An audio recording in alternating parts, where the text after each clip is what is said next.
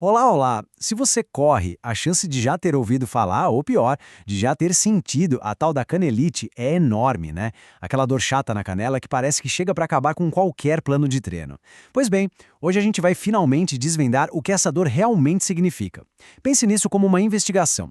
E já vamos começar com a pergunta que muda o jogo todo. A primeira coisa que a gente precisa entender é que tratar canelite como se fosse uma coisa só é um dos maiores erros que um corredor pode cometer.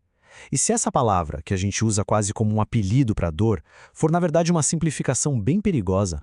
E aqui está a ideia central que vai guiar a toda a nossa conversa. Pensa assim, canelite não é o diagnóstico. É um termo genérico, um grande guarda-chuva que na verdade esconde pelo menos 3 problemas bem diferentes um do outro. E saber essa diferença, gente, é o que separa quem consegue se recuperar de quem vive frustrado com essa dor. Então, nosso roteiro para hoje está bem claro. Primeiro vamos abrir esse guarda-chuva e ver o que tem debaixo dele. Depois, a gente vai fundo na causa principal por trás da dor. Na sequência, vamos aprender a identificar os sintomas e, por fim, montar um plano de ação inteligente para a recuperação. Bora lá? Ok, vamos começar pela parte mais reveladora. Vamos desmontar o termo canelite. Chegou a hora de conhecer os nomes e sobrenomes por trás daquela dor na canela. E aqui a gente começa a botar ordem na casa. Temos a MTS, que é a canelite clássica, aquela dor mais espalhada. Temos a BSI, que é uma lesão no osso mesmo, algo bem mais sério. E a SEX, que é um problema de pressão dentro do músculo. Sabe qual é o erro clássico? Tratar uma BSI ou uma SEX como se fosse uma simples MTS. E isso, claro, pode levar a problemas bem maiores. Mas, afinal, por que qualquer uma dessas coisas aparece? A resposta não está num fator isolado, mas sim num conceito que é a base de quase todas as lesões na corrida. Então, vamos pensar na carga como tudo aquilo que a gente pede para o nosso corpo. É cada passo, cada quilômetro, cada subida. É todo o estresse que a nossa perna precisa aguentar durante a corrida. É a demanda. E a capacidade é o que o nosso corpo tem para oferecer. É o quão forte e preparado ele está para aguentar essa demanda toda. Isso envolve a força dos músculos, a saúde dos ossos e até o quão eficiente é a nossa técnica de corrida. E pronto, essa imagem aqui resume basicamente tudo. A lesão acontece quando a carga, aquilo que a gente faz, ultrapassa a capacidade do nosso corpo de aguentar. É uma equação bem simples, mas que é incrivelmente poderosa. A dor na canela nada mais é do que o alarme tocando, avisando que essa balança aí desequilibra. E como é que esse desequilíbrio acontece na vida real? Geralmente, por um desses motivos aí. Aumentar o volume de treino muito rápido, voltar com tudo depois de umas férias, mudar de repente para o asfalto, trocar de tênis sem se adaptar. São todos exemplos clássicos de como a gente aumenta a carga sem dar tempo para a capacidade do corpo acompanhar. Beleza, a teoria a gente já entendeu. Mas e na prática? Como é que a gente faz para saber o que está acontecendo?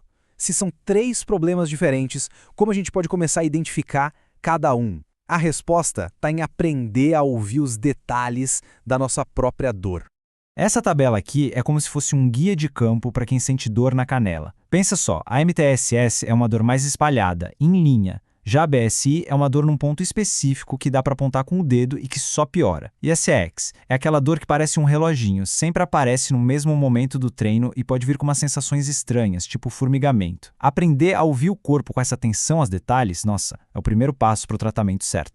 Então, se a gente pudesse resumir, o teste mais simples é esse. A dor é espalhada, como uma faixa ao longo do osso, provavelmente é MTSS. Agora, se dá para apontar com um dedo só o lugar exato da dor e ela é bem aguda ali, a suspeita de uma lesão por estresse ósseo cresce muito. E acredite, diferenciar uma da outra muda completamente a abordagem. Muito bem, já entendemos o quê e o porquê. Agora vem a parte mais importante, o como. Como é que se sai dessa? Vamos ver um plano de ação que não se baseia em sorte, mas sim numa estratégia bem pensada. A recuperação se sustenta nesses 3 pilares. Olha só. Primeiro, o mais óbvio, modular a carga, ou seja, diminuir o estresse que está causando a lesão. Segundo, trabalhar de forma ativa para fortalecer o corpo para aumentar a capacidade dele. E terceiro, ajustar a técnica para correr de um jeito mais eficiente e que agrida menos o corpo. Simples, né? E na hora de voltar a correr, a progressão é a palavra de ordem. Isso aqui é um mapa para não cometer os mesmos erros. Primeiro, o corpo precisa se acostumar de novo com o impacto. Depois, a gente constrói volume, bem devagar. Em seguida, aumenta a densidade dos treinos. E só lá no final, quando a base estiver bem sólida, é que a intensidade entra na história. Velocidade é a última coisa a voltar, sempre.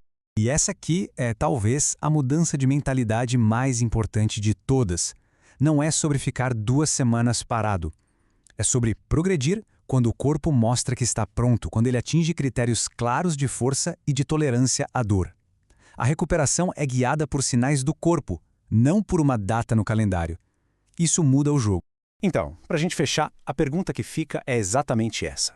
Com essa nova visão de que canelite é um guarda-chuva, que tudo se resume a carga versus capacidade e que existe um caminho lógico de recuperação, como isso muda a forma de planejar os treinos e, principalmente, de interpretar os sinais que o corpo nos dá?